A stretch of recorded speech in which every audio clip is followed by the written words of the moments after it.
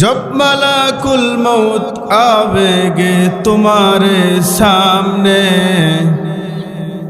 फिर तुम्हें फुर्सत न मिलेगी लब हिलाने के लिए, फिर तुम्हें फुर्सत न मिलेगी लब हिलाने के लिए। कैसी कैसी ताजदारों पादशाह चल बसे, रूख जीना बाला खाना शान शौकत क्या हुई। कैसी कैसी खूबसूरत रानिया शहजादिया, तन बदन सब गुल गया है शक्ल सूरत क्या हुई। ऐ बिरादर जी जहानत रफ्तनास, ऐ बिरादर जी जहानत रफ्तनास, जानबा इज़राइल आखिर दादनास। बाप बायो माँ बहन फरजंद जन और यारेगार, आशिकूना माशुकूनों कर बंदाए खिदमत गुजार। अल्लाहु আকবার জোরে বলেন। মুসলমান ভাইরা আমার কথা ভালো করে মাথায় নেন। হযরত ওমরে ফারুক রাদিয়াল্লাহু তাআলা আনহু কিন্তু সবচাইতে মেজাজ করা লোক ছিল, আপনারা জানা বাকি নাই। এই ওমরে ফারুককে এই স্বৈরাচারের মতো আবু জেহেল ওমরে ফারুককে বলতো মুহাম্মাদের কাল্লা আনার জন্য যাও। মুসলমান ভাইরা আমার কথা ভালো করে বুঝবেন। ওমরে ফারুক রাদিয়াল্লাহু তাআলা আনহু একবার খানা খাওয়ার জন্য বসেছেন, মাইক দিয়ে অ্যালাউন্স হচ্ছে আপনাদের এই ডুমুন পুকুর যে মাহফিল হচ্ছে এটা কিন্তু মাহফিলের আগের দিন পর্যন্ত প্রচার হয়েছে, আপনাদের জানা আছে না নাই? মুসলমান ভাইরা আমার শুধু তাই নয়, দেখেন প্রত্যেকটা এলাকার ভিতর দিয়ে মক্কার প্রত্যেকটা অলি গলিতে এরকম স্বৈরাচারের মতো আবু জেহেল মার্কা কিছু মানুষ এখনো বাংলার জমিনে আছে না নাই? দেখবেন লিফলেট বিক্রি করে আর বলে আমরা আবারও ফিরে আসতে চাই। আমি বলতি এক যুগ হইলেও তোমরা আসতে পারবে না, কথা বলেন ঠিক কিনা? মুসলমান ভাইরা আমার ওমরে ফারুক রাদিয়াল্লাহু তাআলা আনহু খানা খাবে ভাব, ইতিমধ্যে ওনার কানের ভিতরে আসতেছে যদি মুহাম্মাদের কাল্লা যে এনে দিতে পারবে তাকে 1000 সৈন্য দেওয়া হবে, 1000 মুদ্রা দেওয়া হবে, 100 তো লাল উট দেওয়া হবে। এরকম যদি কোনো মানুষ থাকো মুহাম্মাদের কাল্লা এনে দিবা তাকে এই সমস্ত পুরস্কার আমি আবু জেহেল করব। হযরত ওমরে ফারুক রাদিয়াল্লাহু তাআলা আনহু বলল সুবর্ণ সুযোগ ছাড়া যাবে না। প্রত্যেকটা মানুষ আবু জেহেল বিশাল বড় একটা প্যান্ডেল করেছে, মানুষ লোকে লোকারণ, কত বড় বড় বক্তারা, বড় বড় আবু জেহেল মার্কা কিছু কিছু মানুষ বয়ান করেছে, অনেক ভাষ্য দিয়েছে, কিন্তু কোনো মানুষের কথা হিট হয় নাই। আবু জেহেল ওটা মাত্রই বলতেছে যদি মুহাম্মাদের কাল্লা কোনো ব্যক্তি আমাকে এনে দিতে পারে 1000 সৈন্য দেওয়া হবে, 100 উট আমি তাকে পুরস্কার করব। মক্কার জমিনে প্রত্যেকটা মানুষ, কোনো মানুষ কথা বলে না, একজন অন্যজনের দিকে তাকিয়ে থাকে, অন্যজনের দিকে তাকিয়ে থাকে। ওমর বলতেছে ও আমার স্ত্রী তলোয়ারটা দাও, আমার মতো বীর পুরুষ ওই মক্কার জমিনে আর কেউ নাই। চিল্লা বলেন ঠিক কিনা? হযরত ওমরে ফারুক রাদিয়াল্লাহু তাআলা আনহু বলতেছে আমি যখন আসলাম আবু জেহেল সবাইকে বলতেছে বীর পুরুষ কি মক্কার জমিনে নাই, কিন্তু মক্কার জমিনে একটা মানুষও বলে না আমরা বীর পুরুষ, আমি বীর পুরুষ, কোনো মানুষ বলে না। মক্কার জমিনে অনেক মানুষ রয়েছে, প্রত্যেকটা মানুষকে জিজ্ঞাসা করছে তোমাদের ভিতরে কি কোনো বীর পুরুষ নাই? কোনো মানুষ কোনো কথা বলে না। ওমরে ফারুক মাঝখান থেকে তলোয়ার খাড়া করে বলতেছে আমি ওমর খাত্তাবের বেটা, আমি হলো বীর পুরুষ। জোরে বলেন ঠিক কিনা? ওমরে ফারুক রাদিয়াল্লাহু তাআলা আনহু যখনই বলছে আমি বীর পুরুষ, আবু জেহেলকে বিশ্বাস করে না। এরকম তো মুনাফিক আমার বাংলাদেশে এখন রয়েছে, দেখবেন দেওয়ার কথা বইলা কোনো সময় টাকাও দেয় নাই। আগে কিন্তু এরকম ছিল, এখন কিন্তু এরকম নাই। আবু জেহেলকে ওমর বলতেছে আমি মুহাম্মাদের কাল্লা এনে দিব, কিন্তু তার আগে ওয়াদা যে করছাও এই ওয়াদার ব্যাপারে আমার কাছে তুমি স্বাক্ষর দিয়ে নাও। দেখছেন ওদের দলের লোক ওদেরকে বিশ্বাস করতেছে না। এখন তো এরকম হয়েছে, দেখবেন স্বৈরাচারের দলের লোক স্বৈরাচারকে বিশ্বাস করতেছে না। কখন যে বলে দেয় পুলিশের কাছে অমুক অমুক জায়গায় আছে, অমুক অমুক জায়গায় আছে, এই জন্য ওরা পড়ে গেছে দ্বিধাদ্বন্দ্বের মধ্যে, আমরা কি করব, কি করা যায়। তে এক পর্যায়ে বলতেছে, ওমর বলতেছে আচ্ছা আবু জেহেল, তুমি যে আমার নামটা যে বললা, সত্যি কি তুমি আমাকে পুরস্কার দিবা? বলতেছে তুমি যদি মুহাম্মাদের কাল্লা আমার পায়ের নিচে ফালাইতে পারো, আমি ওয়াদা দিলাম, কসম করলাম 1000 সৈন্য আর 100 উট আমি আবু জেহেল তোমার হাতে উঠিয়ে দেব। প্রত্যেকটা মানুষকে সাক্ষী রাখলেন। আচ্ছা বলেন তো, এই কোরআনকে যে শেষ করতে চাবে, এই কোরআনকে যে মারতে চাবে, এই কোরআনকে যারা আঘাত করতে যাবে, আপনারা তো নজির দেখছেন না? যারাই এই কোরআনের বিপক্ষে কথা বলেছে আল্লাহ পাক ওই সমস্ত মানুষকে কোরআনের সৈনিক বানিয়ে দিয়ে কথা বলেন, ঠিক কিনা? হযরত ওমর ছিলেন এমন জিরো, কি ছিলেন? জিরো। আল্লাহ পাক বলেন ওমর আমার বন্ধু মক্কায় থেকে দোয়া করছে, আল্লাহ নয় ওমরকে ইসলামের ভিতরে দিয়ে দাও, আর নয় আবু জেহেলকে ইসলামের ভিতরে দিয়ে দাও। আমি আল্লাহ ওমরকেই দিলাম, কারণ ওমরের পাওয়ারটা একটু বেশি। জোরে বলেন ঠিক কিনা? হযরত ওমরে ফারুক রাদিয়াল্লাহু তাআলা আনহু ছিলেন একদম জিরো। কি ছিলেন? জিরো। এই কোরআনের খাতিরে আল্লাহ পাক তাকে বানিয়ে দিয়েছেন কি সবচাইতে বড় হিরো বানাইছে না? শুধু তাই নয়, হযরত ওমরে ফারুককে ডাইরেক্ট আল্লাহর নবী জান্নাতে টিকে দিয়ে সুবহানাল্লাহ জোরে বলেন। মুসলমান ভাইরা আমার কথা ভালো করে বুঝবেন, ওমরে ফারুক যখন এই কথা বলল, ঠিক আছে মুহাম্মাদের কাল্লা আমি এনে দিব, তোমার কোনো টেনশন নাই, কিন্তু আমার যে পুরস্কারগুলা, এই পুরস্কারগুলা তুমি রেডি করতে থাকো। সবাই তো তাকাতাকি করতেছে, হতভম্ব হয়ে গেছে। আমার বিশ্বাস ওমরে ফারুক এই সমস্ত কাজ ওমরের দ্বারা সম্ভব। যে ওমরের ভয় ইসলামের দাওয়াত দিতে পারে নাই, যে ওমরের ভয় মুসলমানদের ভিতরে এমন ছিল, ওই ওমর যদি মুহাম্মাদের কাল্লা আনার জন্য যায়, বলেন তো ওমর পারবে কি পারবে না? কিন্তু আল্লাহ পাক ওমরের ভিতরে এমন একটা খেলা খেলে দিয়েছে, যেই ওমর গিয়েছিল আমার নবীজির কাল্লা আনার জন্য, ওমর নিজেই আমার নবীর পায়ের নিচে কাল্লা দিয়ে রয়েছে। আল্লাহু আকবার জোরে বলেন। মুসলমান ভাইরা আমার কথা ভালো করে মাথায় নেন। হযরত ওমরে ফারুক রাদিয়াল্লাহু তাআলা আনহু যায় তলোয়ারটা খোলা তলোয়ার। ওমরে ফারুক কোনো সময়ের জন্য তলোয়ার ভিতরে রাখে না। ওমরে ফারুকের ছিলেন সবচাইতে মারাত্মক সাহস। ওমরে ফারুক যেমনভাবে তলোয়ার হাঁকাতে যাচ্ছে, এক পর্যায়ে একজন ছোট বালক নাইমে একজন সাহাবীর সাথে দেখা হয়ে গেল। বলতেছে ওমর কোথায় যাও, কি জন্য যাও? তোমার চোখ লাল হয়ে গেছে, তোমার চেহারা বলে দিয়েছে তুমি অন্যজনকে মারার জন্য যাচ্ছ। বলতেছে তুমি কি জানো না, আবু জেহেল মক্কার ভিতরে প্রত্যেকটা মানুষকে অ্যালাউন্স করে দিয়েছে, যে মুহাম্মাদের কাল্লা আনার জন্য যাবে, যেই মুহাম্মাদের কাল্লা আনে দিবে, আমি আবু জেহেল 1000 সৈন্য 100 উট আমি তাকে পুরস্কার করব। এই তো ওমর রাদিয়াল্লাহু তাআলা আনহুর এই কথা শোনার পরই বলতেছে, নাইম বলতেছে আমার বিশ্বাস, আমার মন বলে ইসলামের পরাজয় নয়, ইসলামের জয় হবেই হবে। সুবহানাল্লাহ জোরে বলেন। আচ্ছা বলেন তো, কিছু মানুষকে ভোটের আগে যদি দেখা যায়, অনেক মানুষ সমালোচনা করে কি করে না, যে এবার মনে হয় ওই পাশ করবো। আচ্ছা বলেন তো, সবার মুখে মুখে যদি থাকে ওই ব্যক্তি পাশ করে কি করে না? মানুষ বোঝে না? অবশ্যই বোঝে। তে ওমর রাদিয়াল্লাহু তাআলা আনহু যখন এই কথা বলতেছে ঠিক আছে কোথায় যাও? বলতেছে মুহাম্মাদের কাল্লা আনার জন্য যাই। বলতেছে এই মিয়া, বেয়াদব মিয়া, তুমি মুহাম্মাদের কাল্লা আনার জন্য যাও, আগে তোমার ঘর ঠিক করো। বলতেছে মানে? বলতেছে তোমার বোন আর তোমার ভগ্নিপতি ওই মুহাম্মাদের কালেমা পড়ছে। আচ্ছা বলেন তো এখন কার মাথা ঠিক থাকবে? ওমর রাদিয়াল্লাহু তাআলা ঠিক আছে, গোরান নাগামটা ধরে যখন বাড়ির দিকে রওনা, নাইম তো বলতেছে ঠিক আছে, এবার খেলা জমবে। এবার কি জমবে? খেলা জমবে এবার। মুসলমান ভাইরা আমার কথা ভালো করে বুঝবেন, ওমরে ফারুক রাদিয়াল্লাহু তাআলা আনহু গোরানে যখন বাড়ির দিকে রওনা হয়ে গিয়েছে, একের পর এক যখন চলতেছে, সবাই বলতেছে ও ভগ্নিপতি, ও বোন, তোমাদের ঘরে ওমর আসতেছে। কিন্তু ওনারা কোরআন তেলাওয়াত করতেছে।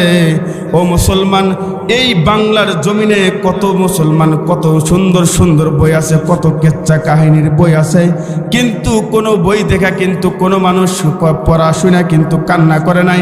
একমাত্র কোরআনের তেলাওয়াত করে অনেক নাস্তিক বেঈমানের চোখ দাও কিন্তু পানি এসেছে। জোরে বলেন ঠিক কিনা? তার একটা প্রমাণ আমি আপনাদেরকে দেই।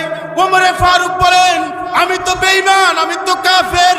এই কোরআনের তেলাওয়াত যখন আমি শুনেছি আমার অন্তরের ভিতরে তসমস হয়ে গিয়েছে।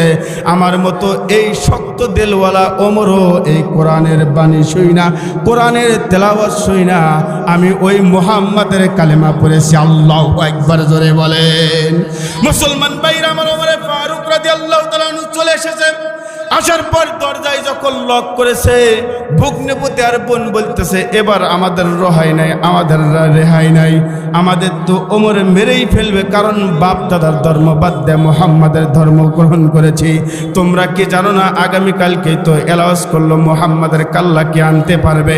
তুমি তো জানো ওই মুহাম্মাদের কাল্লা আনার জন্য একমাত্র ওমরই দাঁড়াইছে, আর এই ওমর যদি আমাদের কথা শুনে আমাদের তো অস্তিত্ব খুঁজে পাওয়া যাবে না। মুসলমান ভাইরা আমার, কথা ভালো করে মাথায় নেন।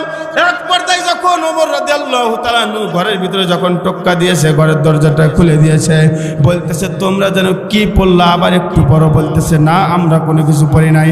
বলতেছে, বোন তুই আদরের বোন, আচ্ছা বলেন তো দুনিয়াতে যার বাবা নাই মা নাই, বলেন তো বড় ভাই তো বাবা আর মায়ের অভাবটা পূরণ করে। জোরে বলেন ঠিক কিনা? হযরত ওমর ফারুক রাদিয়াল্লাহু তাআলা আনহু বলতেছে, ও বোন তোর কথা আমি বলতে চাই, তুই যদি মুহাম্মাদের আমার বাপ দাদার ধর্ম যদি বাদ দে মুহাম্মাদের ধর্ম গ্রহণ করস, সত্যি করে বলে ওই মুহাম্মাদের ধর্মটা বাদ দে। বলতেছে, ভাইজান দুনিয়ার প্রত্যেকটা জিনিস আমি বাদ দিতে পারবো, কিন্তু ওই কালেমা আমার জীবন থেকে বাহির করতে পারবে না। আল্লাহু আকবার। জোরে বলেন। কেমন ছিল? আর আজকে আমাদের কিছু বাঙালি আছে, দেখবেন একটা চা খায় আর নেতার কিছু গালগপ্প শুই না, আর 2000 টাকা হাতের ভিতরে ঢুকে দেয়, বলতেছে ঠিক আছে ভোট আপনাকে দেবো। নেতা আছে না নাই? কথা কয় না? আছে না নাই? এরকম। কারণ ভোটের আগের দিন ওই যে 2000 টাকা পেলো, হাইডে নেতার সাথে মিল, নেতা আপনাকে ছাড়া আমি কিছুই বুঝি না, আপনাকেই ভোট দেবো। 2000 টাকা দিছে, এক কাপ চা খেলেছে মাঝিরা নিয়ে, দেখবো ঠিক আছে নেতা ভোট আর ওয়াক দেবো না, ভোট আপনাকে দেবো। আছে না নাই? ভাই হাসেন কে? সত্যি কথা বলতেছি না? এরকম তো আছে, আছে না নাই? মনে রাখবেন, এটাই হচ্ছে সবচাইতে পাক্কা মুনাফিক। কথা বলেন ঠিক কিনা? আল্লাহ পাক নিজেই বলেছেন, এই সমস্ত মুনাফিকের জন্য আমি আল্লাহ তাআলা জাহান্নামের তলদেশ রেখে দিয়েছি। এই জন্য এরকম মুনাফিক হওয়া যাবে না। মুসলমান ভাইরা আমার, ওমরে ফারুক যখন বোনকে এই কথা বললেন, ও বোন তুমি যদি বাপ দাদার ধর্ম বাদ দিয়ে যদি মুহাম্মাদের কালেমা পড়ে থাকো, আমি তোমাকে ভালো করে বুঝাইতেছি, তোমার হাতটা জোর করে বুঝাইতেছি, তুমি মুহাম্মাদের ধর্ম বাদ দেয়া তুমি আমার বাপ দাদার ধর্মের মধ্যে চলে আসো। বলতেছে, ও ভাই অ্যান্টিবায়োটিক জ্বর যদি আপনাদের আসে বলেন তো কত নমুনার স্যালাইন দেন, কাজ হয় না। অ্যান্টিবায়োটিক যখনই দেওয়া হয় তখন কিন্তু জ্বর কমে যায় কি না? বলতেছে, ও ভাই আমার ভিতরে এমন খেলা খেলছিল, কোথাও আমি শান্তি পাই নাই। এই মুহাম্মাদের কালেমা যখন পড়েছি, লা ইলাহা ইল্লাল্লাহু মুহাম্মাদুর রাসূলুল্লাহ, তখন থেকে আমার অন্তরটা ঠান্ডা হয়ে গিয়েছে। আমার জীবন চলে যাবে, তারপরেও আমি ওই মুহাম্মাদের কালেমা ছাড়তে রাজি নাই। আল্লাহু আকবার। জোরে বলেন। কেমন ছিল দেখছেন? আর আমি আপনি কেমন? একটা কথা মনে রাখবেন, আমরা তো ওখান থেকে এসেছি, আমাদের মুখের জবান যদি ঠিক করি, আমাদের যদি নেতার সাথে আমানত আমরা ঠিক করি, এই বাংলাদেশটা সামনে একটা কোরআনের বাংলাদেশ হবে। কথা বলেন ঠিক কি না? ইনশাল্লাহ হবে। মুসলমান ভাইরা আমার, কথা ভালো করে মাথায় নেন। নিজের বোনকে মারল না, ভগ্নিপতিকে এমন ভাবে আঘাত করতেছে, করতে করতে করতে করতে পিঠ পর্যন্ত ফেটে গিয়েছে। বলতেছে, মুহাম্মাদের ধর্ম ছেড়ে দে, আমাদের ধর্মের মধ্যে চলে আয়। বলতেছে, আমার জীবন চলে যাবে, তারপরেও আমি মুহাম্মাদের ধর্ম আমি ছাড়তে রাজি নাই। এক পর্যায়ে বোন নিজের স্বামীকে বাঁচানোর জন্য যখন ওনার পিঠের উপর পড়েছে তখন নিজের বোনকেও এমনভাবে আঘাত করতেছে ওমরে ফারুক, বলতেছে আর আঘাত করতেছে মুহাম্মাদের ধর্ম ছেড়ে যা, বলতেছে আমার জীবন চলে যাবে তারপরও আমি এই মুহাম্মাদের ধর্ম ছাড়তে রাজি নাই। মুসলমান ভাইরা আমার কথা ভালো করে মাথায় নেন। এক পর্যায়ে ওমরে ফারুক রাদিয়াল্লাহু তাআলা আনহু, আচ্ছা বলেন তো কাফের বেঈমান মুশরিক হোক যে কোনো মানুষ হোক না কেন, আঘাত করতেছে রক্ত বাইর হচ্ছে, বলেন তো ওই মানুষের দয়া আসবে কি আসবে না? হযরত ওমরে ফারুক রাদিয়াল্লাহু তাআলা আনহু বলেন, যখন আমার বোনের রক্ত যখন জমিন বসে গিয়েছে, জমিনে যখন আমার বোনের রক্ত দেখলাম আমার ভিতরে মায়া আসলো। বললাম ও বোন, আমার বাবা নাই মা নাই, ছোট থেকে তোকে লালন পালন করলাম, এত মোহাব্বত করে তোকে আমি বড় করাইলাম, আজকে আমার ধর্ম বাদ দেও ওই মুহাম্মাদের ধর্ম গ্রহণ করলে। আচ্ছা বলে তো না জানি কি পড়াইছে মুহাম্মদ আর না জানি কি দিয়েছে, তোরা ওই মুহাম্মাদের ধর্ম ছাড়তে রাজি নাই। বলতেছে আমাকে একটু দেখা, বলতেছে ও ভাই তোমাকে দেখান যাবে না, তুমি তো কাফের, তুমি তো মুনাফিক, তুমি তো বেঈমান। বলতেছে আচ্ছা কি হবে বলে, বলতেছে তুমি তো অপবিত্র, তোমাকে কোরআন দেখানো যাবে না। বলতেছে ও ভাই ও বোন, তোকে আমি জোর করে বলতেছি একটু দেখা না, দেখি কি পর্যন্ত কি পড়াইছে তোদেরকে, কি পড়ানোর কারণে তোদের ভিতরে এমন একটা মোহাব্বত সৃষ্টি হয়ে গিয়েছে। বলতেছে ও ভাই, কোরআন এমন একটা জিনিস, তোমার মতো বেঈমান আর মুরতাদ যদি একবার পবিত্র হয়ে কোরআন তেলাওয়াত করে তুমি একজন আল্লাহওয়ালা হয়ে যাবে। সুবহানাল্লাহ জোরে বলেন। সূরা তাহার 14 নম্বর আয়াত তেলাওয়াত করেছেন। যখন 14 নম্বর আয়াত তেলাওয়াত করেছেন ওমরে ফারুক বলে, আমি যখন এই আয়াতের অর্থ বুঝছি, আমি আল্লাহ ছাড়া তোমার কোনো মাবুদ নাই, আমার ইবাদত করো, আমি হচ্ছে তোমাদের সব কিছু দেই। আর দ্বিতীয় নম্বর হচ্ছে আমাকে যখন স্মরণ করবে একমাত্র নামাজ ছাড়া কোনো উপায় নাই। হুজুর এতক্ষণ খুব ভালো ছিলেন, নামাজের কথা কেন বললেন? ও মুসলমান, নামাজ ছাড়া আপনার জিন্দেগি কিন্তু কোনোদিন সুন্দর হতে পারে না। এক পর্যায়ে ওমরে ফারুক যখন এই কোরআনের তেলাওয়াতটা করেছে, আয়াতটা তেলাওয়াত করেছে, এক পর্যায়ে ভিতরে ওমরে ফারুক বলেন আমার ভিতরে অন্তরের ভিতরে তসমস হইতে শুরু করে দিয়েছে। আল্লাহু আকবার জোরে বলেন। ওমরে ফারুক বলতেছেন ও বোন, এই যে কোরআন তেলাওয়াত করলাম, কোরআন তেলাওয়াত করার কারণে আমার দিলটা প্রশান্ত হয়ে গেল। আচ্ছা ওই মানুষটার কাছে একটু নিয়ে যা, আমার মনে হয় ওই মানুষটাকে দেখলে আমার অন্তরটা আরো ঠান্ডা হয়ে যাবে। আল্লাহু আকবার জোরে বলেন। ও মুসলমান, একটু উপমা দেই। আপনার সন্তান যদি বিদেশে থাকে, আপনি প্রত্যেকটা দিন কথা বলেন, সব সময় কথা বলেন, আপনি যদি শুনতে পান আপনার সন্তান মাঝিরা এসেছে, বলেন তো আপনি এখান থেকে এসকের ঠেলাই কিন্তু আপনি হাইটাই রওনা দিবেন, যাবেন কি যাবেন না?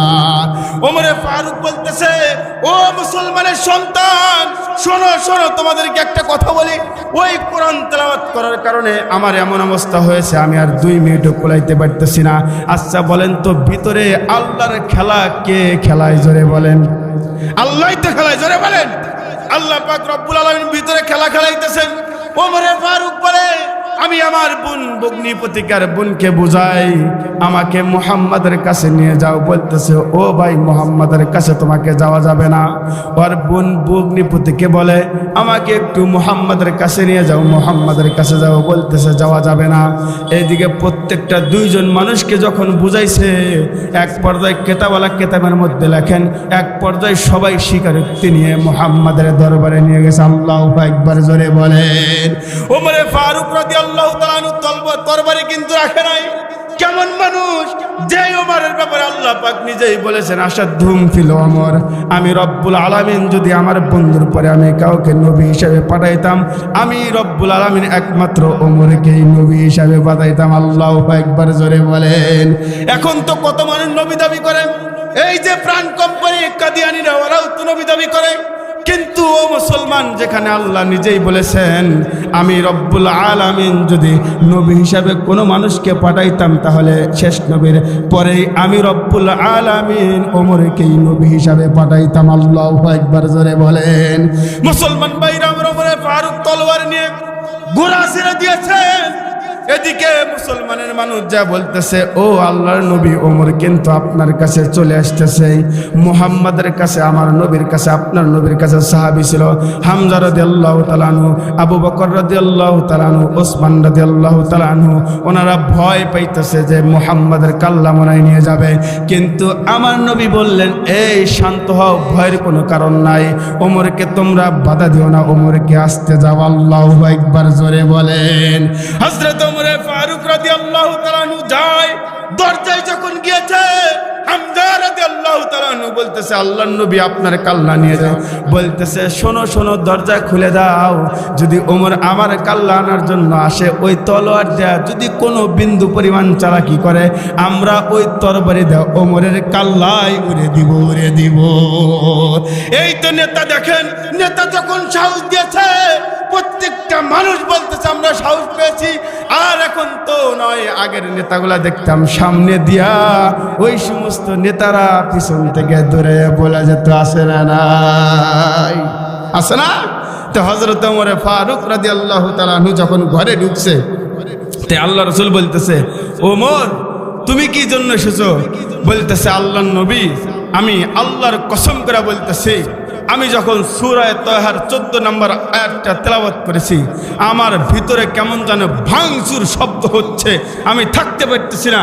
আমি আসি আপনার কাছে, আমি এই তলোয়ারটা জমা দিলাম, আমার এই মাথা, আমি বলেছি আল্লাহ রসুল মুহাম্মাদের কাল্লা এনে দেব। আমি আমার কাল্লা আপনার পায়ের নিচে ফালাইলাম।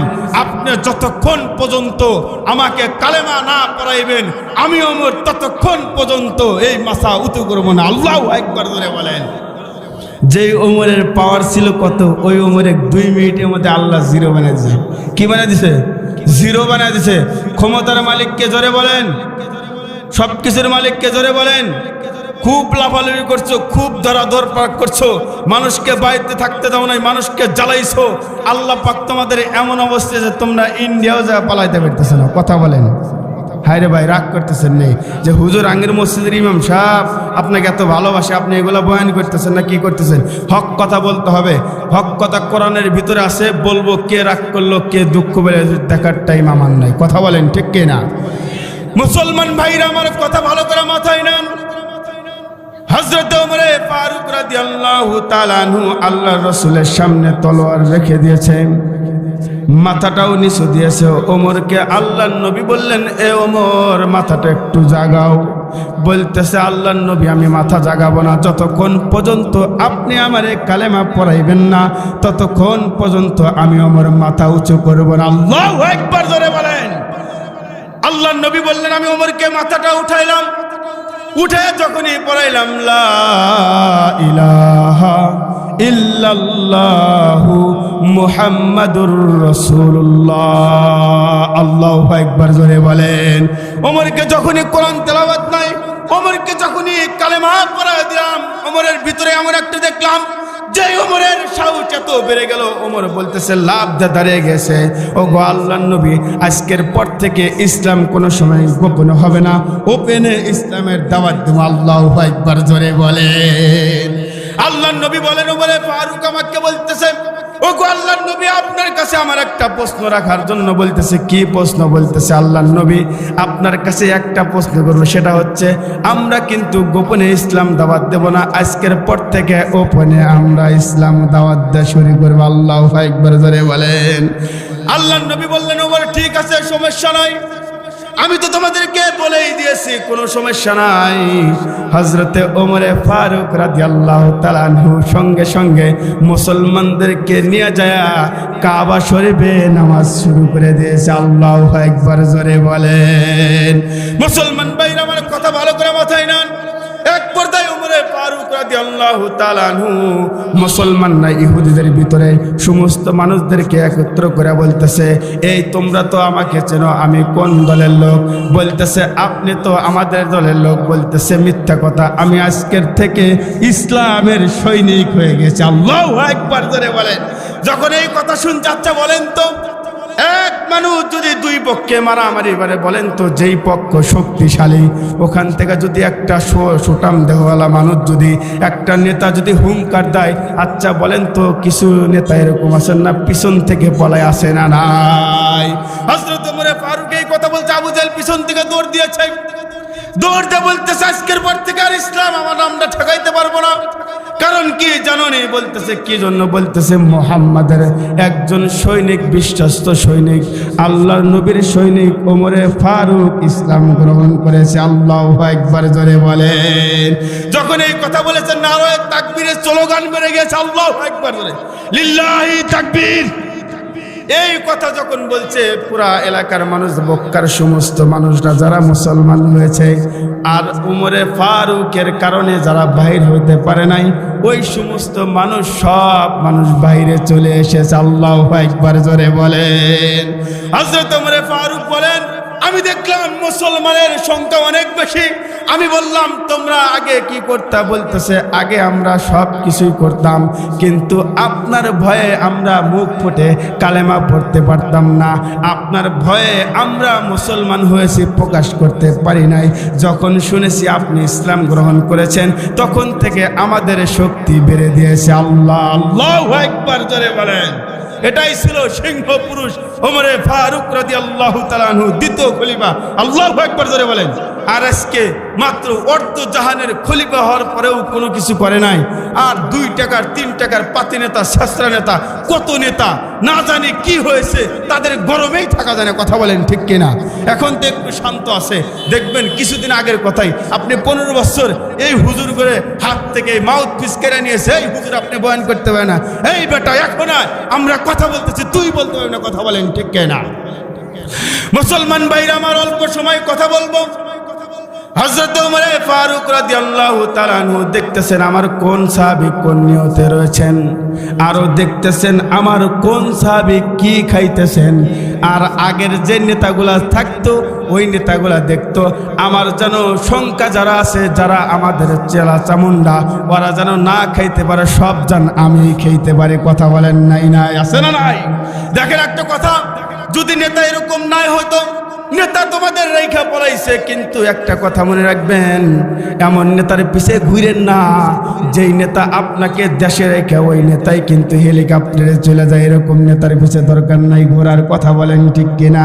এমন নেতার পিছনে ঘুরবেন যেই নেতা নিজের বুকটা এইভাবে টান টান করে দিয়ে বলবে আগে আমাকে মারো তারপরে কর্মীকে মারো। এরকম নেতা আছে না নাই? মুসলমান ভাইরা, ওমর ফারুক ছদ্মবেশে একদম আম মানুষের মতো ঘুরতেছেন অলিগলিতে। কে কি করে? একজন রাখালের সাথেই দেখা, চারিদিক দিয়ে পাহাড়, চারিদিক দিয়ে পাথর। ওমর রাদিয়াল্লাহু তাআলা আনহু রাখালকে জিজ্ঞাসা করতেছেন, ও রাখাল তুমি কেমন আছো? বলতেছে ভালো রয়েছি। বলতেছে রাখাল আমার কাছে একটা ছাগল বিক্রি করে দাও। বলতেছে আমি তো এই ছাগলের মালিক আমি নাই, আমি একজনের কৃতদাস। আচ্ছা বলেন তো মন্ত্রী যদি ভালো হয় ওই মন্ত্রীর চেলা চামুন্ডাও কিন্তু ভালো হয়। কথা বলেন ঠিক কিনা? মন্ত্রী যদি চোর হয় ওই মন্ত্রীর এমপি থেকে নিয়ে একবারে আপনার ইউনিয়ন পর্যায়ে ওইগুলাও তো চোর হবে। কথা বলেন ঠিক কিনা? একজন নিম্ন পর্যায়ে মেম্বার ও দেখবে যে 50-60 লক্ষ টাকা চুরি করে নিয়ে গিয়েছে, কিন্তু এমপি আর মন্ত্রী যদি ভালো হয় দেখবেন ওই সমস্ত কর্মচারীরাও কিন্তু একজন আল্লাহওয়ালাই হবে। তার প্রমাণ আমি দিচ্ছি। হযরত ওমর ফারুক রাদিয়াল্লাহু তাআলা আবার বলতেছে, ও রাখাল তুমি যদি আমাকে ছাগল দাও কেউ দেখবে না, এখানে তো কেউ নাই, তোমার মালিককে বলবা বাঘে খেয়ে ফেলছে। বলতেছে আপনি আর একটা যদি কথা বলেন আপনাকে কিন্তু আমি মারবো ধরা। বলতেছে মারার দরকার নাই, তুমি বলো আমাকে ছাগল দিবা কিনা। বলতেছে আমার মালিকের ব্যতীত আমি একটা ছাগলও কোথায় দিতে পারবো না। আল্লাহু আকবার বলে কেমন তাকওয়াবান ছিলেন ওই যে রাখাল বলেন। এমন তাকওয়া দেখে ওমর রাদিয়াল্লাহু তাআলা আনহু, তখনও আমি জানি না এটা ওমর, এক পর্যায়ে প্রত্যেকটা বার যখন এই কথা বলেছে আমি বলেছি দুনিয়ার কোনো মানুষ যদি না দেখতে পারে একমাত্র স্বয়ং আমার আল্লাহ দেখে কি দেখে না? আল্লাহু আকবার বলেন। হযরত ওমর ফারুক বলেন এই রাখালের তাকওয়া দেখে আমার মনের ভিতরে এমন ভালো লাগা গেল, আমি মনের ভিতরে এমন শান্তি পেলাম। রাখালকে বললাম ঠিক আছে তুমি না দিলা, তোমার দরকার নাই দেওয়ার। এক পর্যায়ে রাখাল যখন চলে গেছে, ওমরে ফারুক রাদিয়াল্লাহু তাআলা আনহু বাসায় গিয়ে ওই রাখালকে কিনে কুরাই করে উন্মুক্ত করে দিয়েছেন। আল্লাহু আকবার জোরে বলেন। রাখালকে বলতেছে, ও রাখাল শোনো, তোমাকে কি জন্য উন্মুক্ত করে দিলাম? তোমার এই তাকওয়া, তোমার এই আল্লাহ ভীরু এবং আল্লাহকে যে মহব্বত করো, আল্লাহ যে একজন আছে এই কথা যে আমার সামনে বলেছো, তুমি তো আমাকে চেনো নাই, কিন্তু আমি কিন্তু এই অর্ধ জাহানের খলিফা ওমর। রাখাল থরথর করে কাঁপতেছে, হায় আল্লাহ কি করলাম? যে ওমর আমার থেকে ছাগল চাইলো, ওমরকে ছাগল দিলাম না। রাখাল বলতেছে, আরে বেটা শোন শোন, তোরকে আমি পরীক্ষা করেছি তোর থেকে নেওয়ার জন্য না, তোর তাকওয়া আমাকে মুগ্ধ করে দিয়েছেন। আমি আল্লাহ তাআলার আদেশে তোকে কুরাই করে আজকের পর থেকে তোকে মাফ করে দিয়ে আজাদ করে দিলাম। আল্লাহু আকবার জোরে বলেন। মুসলমান ভাইরা আমার, অল্প সময় আর একটা কথা আমি আপনাদেরকে বুঝাই। এই ওমরে ফারুক যখন এই কথা বললেন, সমস্ত মানুষ তখন ওই রাখালটাও চিন্তা করতেছে আমার অবস্থা ভয়াবহ, কিন্তু নেতা দেখেন কি বলতেছে, বেয়াদবি করছে, তারপরেও নেতা দিচ্ছে ভালোবাসা মহাব্বত। আর নেতা যদি থাবর দিত বলেন তো ওই কর্মী কোনোদিনে কিন্তু নেতার কথা শুনতো না। জোরে বলেন ঠিক কি না?